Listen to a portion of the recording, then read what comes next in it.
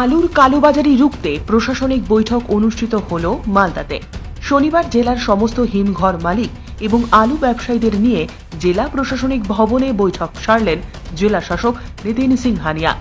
জেলা শাসকের বৈঠকে সকল হিমঘর মালিক ও ব্যবসায়ীদের উদ্দেশ্যে বলেন, কেউ যেন আলু মজুত রেখে বাজারে ক্রাইসিস তৈরি না করেন। ডিসেম্বর মাস পর্যন্ত আলুর পর্যাপ্ত যোগান রেখে বাদবাকি যেন বাজারে নিয়ে আসেন। আলুর দাম বাড়বে বলে অকারণে কেউ যাতে অতিরিক্ত আলু মজুত করে না রাখেন। অন্যদিকে প্রশাসনের পক্ষ থেকে জেলার বিভিন্ন ব্লকে প্রায় 15টি সরকারি আলু বিক্রয় কেন্দ্র খোলা হয়েছে। প্রায় 7টি মোবাইল ভ্যানের মাধ্যমে সরকারি মূল্যে আলু বিক্রয় করা হচ্ছে। মালদার বিভিন্ন বাজারের প্রায় বর্তমানে আলুর মূল্য রয়েছে 30 থেকে 35 টাকা কেজি, কিন্তু সরকারি আলু বিক্রয় কেন্দ্রে 26 টাকা কেজি দরে আলু বিক্রয় করা হচ্ছে।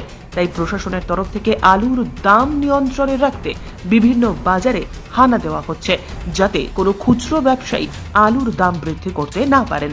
এ বিষয়ে জেলা শাসক নিতিন সিংহানিয়া কি বললেন শোনাবো আপনাদের।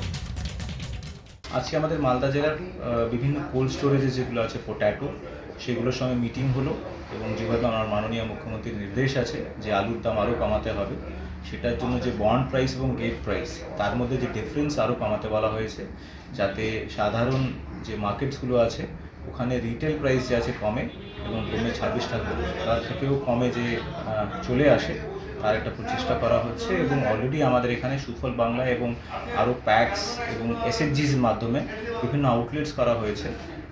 40 থেকে বেশি আউটলেট করা হয়েছে, যেখানে 26 টাকা কেজি আলু আমরা অলরেডি প্রোভাইড করছি।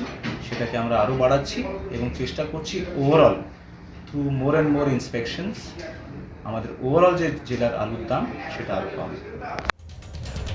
Bureau report, news today.